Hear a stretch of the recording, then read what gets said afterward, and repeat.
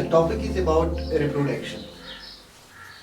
Before going to discuss reproduction, we must know about what is lifespan. Lifespan जो है it is the period from birth to the natural death of an organism. एक organism जब उसकी birth हो जाती है, उसके बाद जब natural death आ जाती है, ये जो period बीच में आता है from birth to death, this is called as lifespan. And इसी lifespan में various process होती है, and those process are called as life process. जो आप लोगों को पता होगा कि प्रीवियस चैप्टर्स में हमने पढ़ा है लाइफ प्रोसेस फर्स्ट हमने पढ़ा, लाइफ प्रोसेस सेकंड हमने पढ़ा, हमने जब न्यूट्रिशन पढ़ा था, रेस्पिरेशन पढ़ा था, transportation, excretion. These are the life processes. These life processes takes place in an organism from birth to natural death. And in these life processes, there are various processes like nutrition, excretion, respiration, and reproduction is also one among them. Without these processes, some processes are those without which we can't survive. Some processes are those without which we can survive. Among these processes, without which we can survive, among these processes, reproduction is one of them. अगर हम इस life span के बारे में बात करेंगे, एक organism के बारे में अगर हम बात करेंगे, उसके लाइफ स्पैन के बारे में बात करेंगे, यहाँ पे मैंने दो एग्जाम्पल्स कोट किए हैं, एक क्रो, दूसरा पैरेट जो होता है. Being of same size, they show great variation in their life span. Crow की अगर हम बात करेंगे, इनका जो स्ट्रक्चर है ऑलमोस्ट इनका साइज जो है वो सेम है, but still they show the difference. Parrot is, the lifespan of the parrot is 140 years and the lifespan of crow is only 15 years. तो ये जो है, this lifespan does not depend upon the size of an organism. Like हम लोगों को पता है we are the humans of same size. ठीक, तो हम जो humans हैं, हम एवरेज 70 में हमारी डेथ हो जाती है, 60s में डेथ हो जाती है. हम ये सोच के चलेंगे कि एक ऑर्गेनिज्म जो होता है जिस साइज का होगा उसी साइज का उसका लाइफ स्पैन होगा. नहीं, हम एलिफेंट के बारे में बात करेंगे, हम क्रोकोडाइल के बारे में. There shows variation in their life span. This life span varies from organism to organism, and during this life span various process takes place, and we have learned about the life process in previous chapters. An organism perform various life processes like nutrition to sustain the life, like nutrition, transportation, circulation, excretion. In this chapter, one more life process that is related to production of new individual of the same species. That life process is called as reproduction. Reproduction जो है, reproduction is a biological process in which an organism give rise to young ones similar to itself.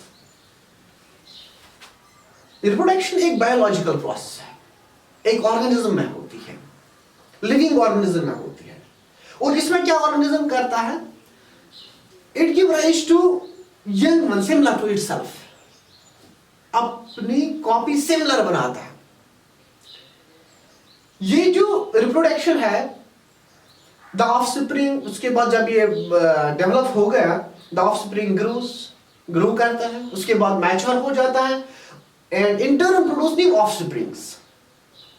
And from birth, उसके बाद grow होना, mature होना, in turn फिर production of new offspring, ये continue रहता है till death occurs, जब तक ये डेथ हो जाएगी. After the reproduction, we need to understand why do an organism reproduce.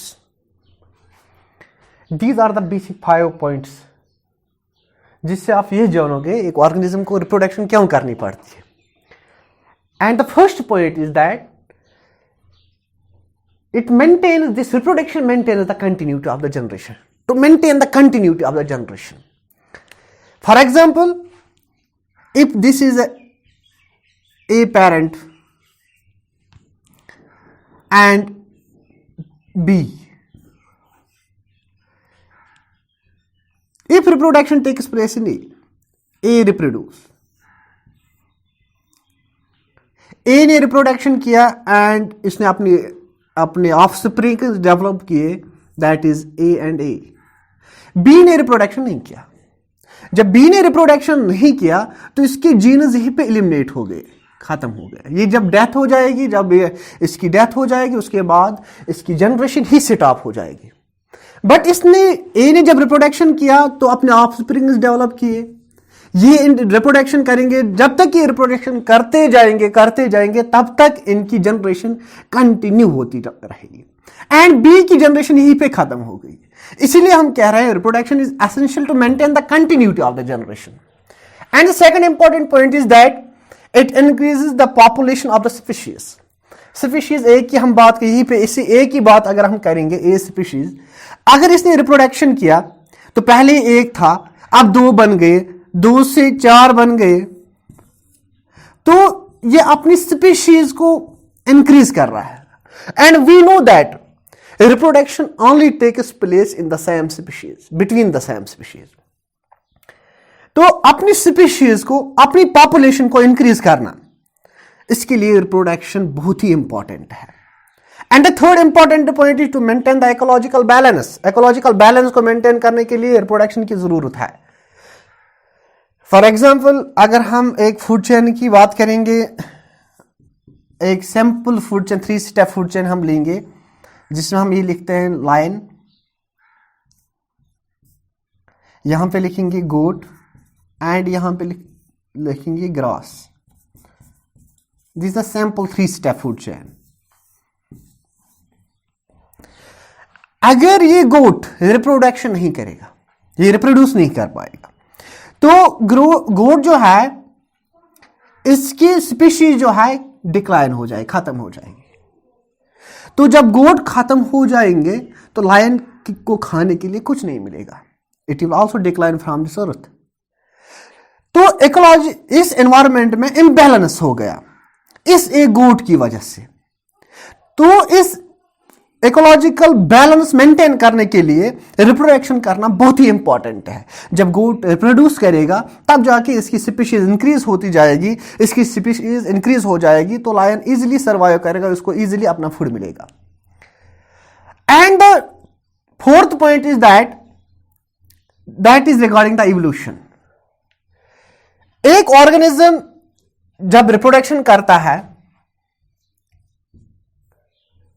तो उसमें ऐसे कुछ कैरेक्टर्स होते हैं, इसके पेरेंट में ऐसे कुछ कैरेक्टर्स होते हैं जो एनवायरमेंट सूट नहीं करता है।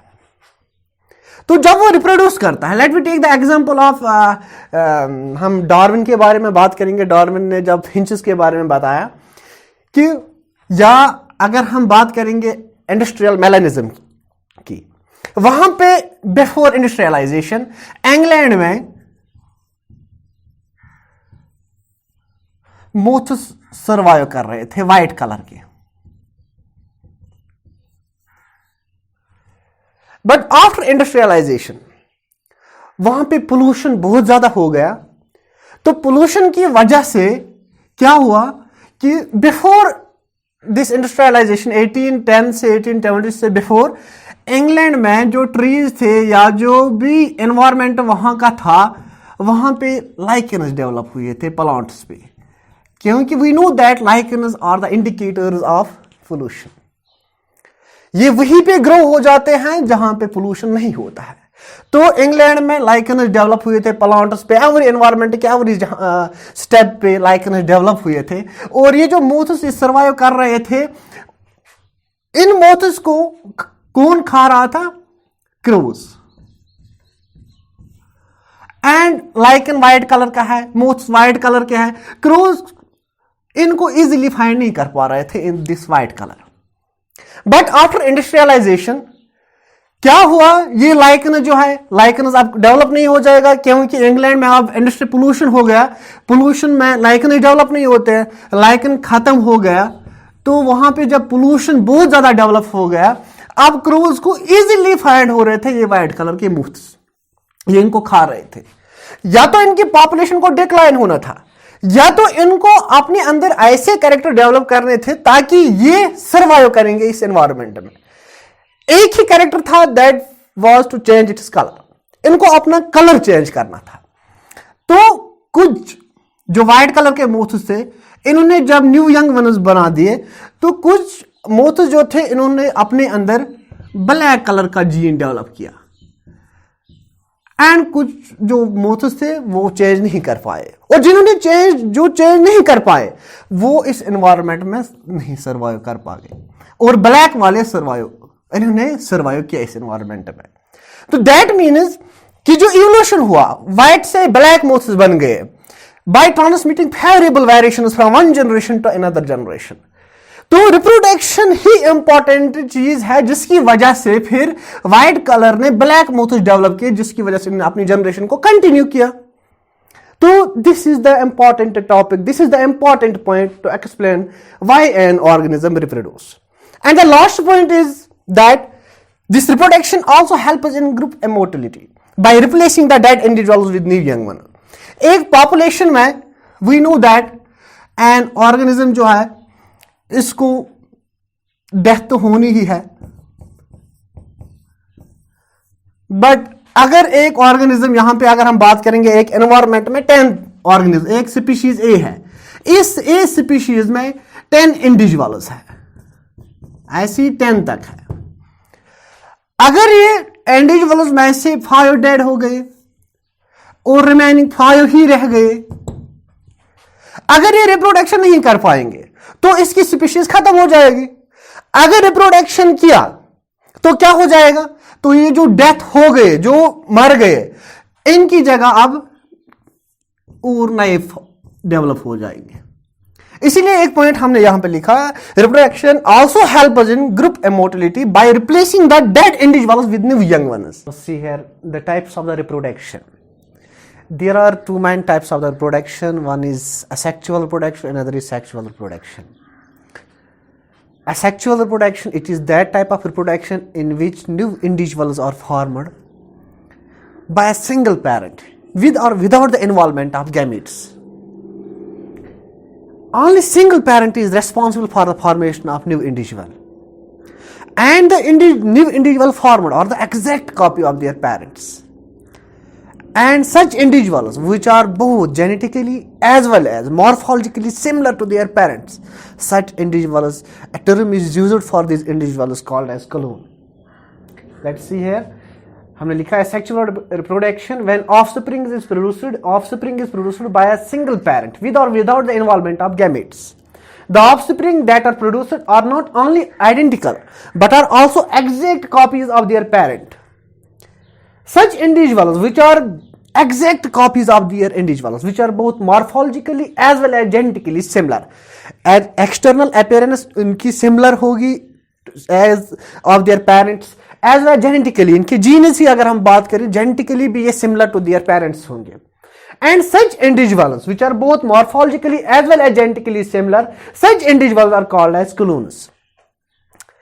And this asexual reproduction, इनमें जो examples आते हैं, this generally takes place in unicellular organisms. Like अगर हम बैक्टीरिया की बात करेंगे, प्रोटोजोअन्स की बात करेंगे, इनमें होता है, like we will take the example of a protozoan called as amoeba.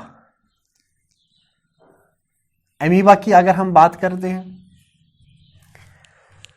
ये रिप्रोड्यूस करता है by sexual mode of reproduction. और हम आगे बात करेंगे सेक्सुअल में कौन सा रिप्रोडक्शन, कौन सा mode of fission, binary fission हो जाता है एमीबा में ड्यूरिंग फेवरेबल क्लाइमेटिक कंडीशंस. तो एमीबा की अगर हम बात करेंगे, ये अपने आप को डिवाइड करता है इनटू 2 पार्ट्स, एंड जो न्यू इंडिविजुअल्स बन रहे हैं they are exact copies of their parents. तो एमीबा रिप्रोड्यूस बाय असेक्सुअली.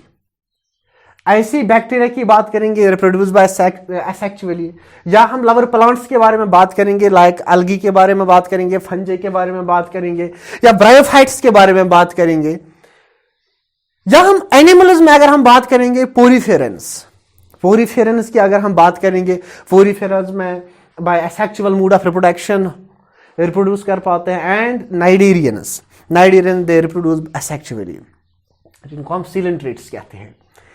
तो उसके बाद ये असेक्सुअल रिप्रोडक्शन के बाद हम सेक्सुअल रिप्रोडक्शन के बारे में बात करेंगे. इसमें तो एक ही पेरेंट रेस्पॉन्सिबल होता है for the formation of new individual, but sexual reproduction में 2 पेरेंट्स इन्वॉल्व होते हैं.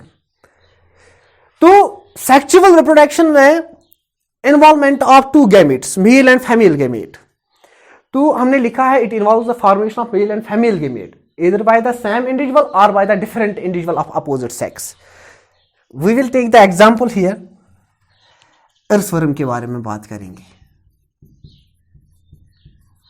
and second example हम human beings के बारे में बात करेंगे, मैन के बारे में। यहां पे earthworm में एक ही इंडिविजुअल है जो बहुत male as well as female gamete produce करता है, male gamete as well as female gamete produce करता है। इसलिए हमने लिखा इधर बाय द सेम इंडिविजुअल और बाय डिफरेंट इंडिविजुअल। ये जो formation of male and female gamete हो जाता है, या तो ये सेम इंडिविजुअल बनाएगा या तो डिफरेंट इंडिविजुअल। लाइक मैन में बात करेंगे तो यहां पे मेल एंड फीमेल होता है, मेल गैमेट बनाता है एंड फीमेल गैमेट बनाता है। इसमें एक ही इंडिविजुअल बहुत मेल एंड फीमेल गैमेट बनाता है, इसमें दो इंडिविजुअल, एक मेल गैमेट बना दूसरा फीमेल गैमेट बनाता है। इसीलिए हमने लिखा it involves the formation of male and female gamete either by the same individual और by the different individual of opposite sex. And this type of reproduction takes place in generally in higher plants के बारे में, angiosperm, gymnosperms के बारे में बात करेंगे, flowering plants के बारे में बात करेंगे एंड एनिमल्स लाइक इसमें ह्यूमन बीइंग्स, एवरी एनिमल हम देखते हैं जो भी हायर एनिमल्स है इनमें सेक्सुअल मोड ऑफ रिप्रोडक्शन होता है, जिसमें हम इंक्लूड करते हैं ह्यूमन बीइंग्स में भी सेक्सुअल मोड ऑफ रिप्रोडक्शन हो जाता है। तो इसके बाद हम बात करेंगे टाइप्स ऑफ असेक्सुअल रिप्रोडक्शन। ये असेक्सुअल रिप्रोडक्शन के बहुत सारे टाइप्स होते हैं। Here the types of the asexual reproduction, there are various types of asexual reproduction. Like see here, this is the fission, budding, fragmentation, regeneration, spore formation, vegetative propagation। इन सब में एक ही इंडिविजुअल सिंगल पेरेंट रिस्पॉन्सिबल होता है for the formation of new individual. And first of all fission, budding, fragmentation, regeneration, spore formation, vegetative propagation, इन सब को हम अलग अलग डिस्कस करेंगे। तो पहले आप यहाँ पे देखिए फिशन के बारे में। Fission is that type of asexual reproduction in which parent cell जो है it gets divided into two or more than two pods and each pod give rise to new individual. Like we will take the example, if this is the parent, this parent cell gets divided into two pods and both the two pods give rise to new individual and that are identical to their parents. And this type of reproduction is called as fission. But depending upon the number of individuals formed, if two individuals are formed from the parent cell, then that fission is called as binary fission. If more than two individuals are formed from the parent cell, then that fission is called as multiple fission. Binary fission की अगर हम बात करेंगे, it is that type of fission. अब fission के दो types होते हैं, मैंने आपको ऑलरेडी कहा, depending upon the number of daughter cells formed. अब जो पेरेंट सेल है इससे दो डॉटर सेल्स बनेंगे या दो से ज्यादा। अगर दो डॉटर सेल्स बन गए then that fission is called as binary fission. अगर दो से ज्यादा बन गए then that fission is called as multiple fission. Binary fission जो है it is that type of asexual reproduction, या हम ऐसे कह सकते हैं it is that type of fission in which parent cell gets divided into two parts and both the parts give rise to new individual. Like amoeba के बारे में बात करेंगे। amoeba is a unicellular organism. इस amoeba में क्या होता है, पहले कैरियोकाइनेस डिवाइड होता है, न्यूक्लियस डिवाइड हो जाता है। ये बीच में जो न्यूक्लियस होता है, amoeba it is a unicellular organism, इसके बीच में न्यूक्लियस होता है। पहले न्यूक्लियस डिवाइड हो जाता है, एक से दो न्यूक्लियस बन जाते हैं। This division of nucleus it is called as karyokinesis. Karyokinesis के बाद karyokinesis is followed by cytokinesis, उसके बाद सेल डिवाइड हो जाती है।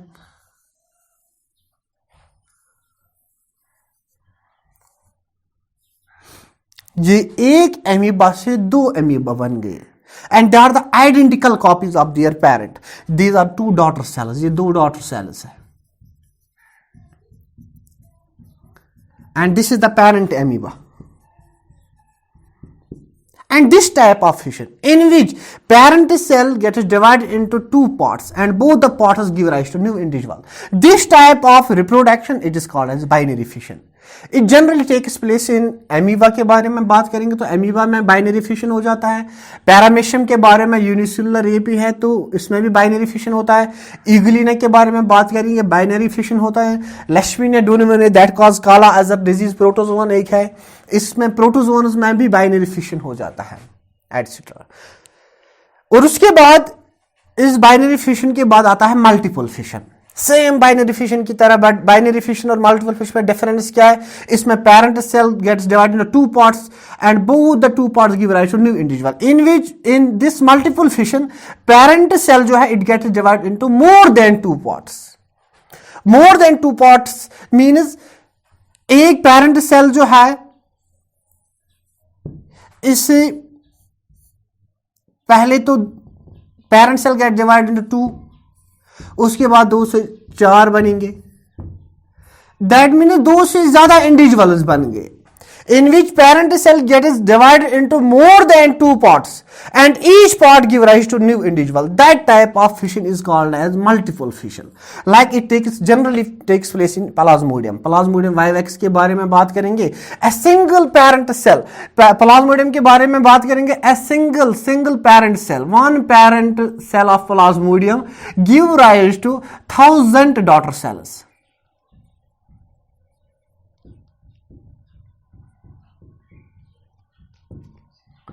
यहां हम प्लाज्मोडियम को छोड़ के एमीबा के बारे में बात करेंगे. हमने ऑलरेडी कहा एमीबा में बाइनरी फिशन होता है but during unfavourable climatic conditions. During unfavourable climatic conditions amoeba क्या करता है? ये एमीबा की अगर हम स्ट्रक्चर की बात करते हैं, एमीबा बाहर साइड से एक वॉल डेवलप करता है दैट इज कॉल्ड सिस्ट. तो ये सिस्ट डेवलप करता है. ये सिस्ट इसको प्रोटेक्ट करता है फ्रॉम क्लाइमेटिक कंडीशन से, अनफेवरेबल क्लाइमेट. जैसे कि कभी बारिश ज्यादा हो रही है तो एमीबा डेवलप नहीं हो पा रहा है, तो इसके बाद क्या हो रहा है? एमीबा अपने बाहर साइड से सिस्ट डेवलप करता है ताकि further division takes place inside this cyst. जैसे कि 1 से 2 बन गए, फिर नियर अबाउट 16 कॉपीज बन रहे हैं. तो इसके बाद जब हम बात करेंगे कि हमने ऑलरेडी पढ़ा है कि multiple fission it is that type of asexual in which parent cell get divided into more than 2.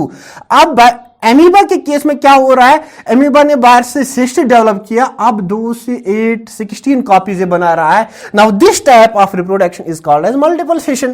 तो during unfavourable climatic conditions multiple fission also takes place in amoeba.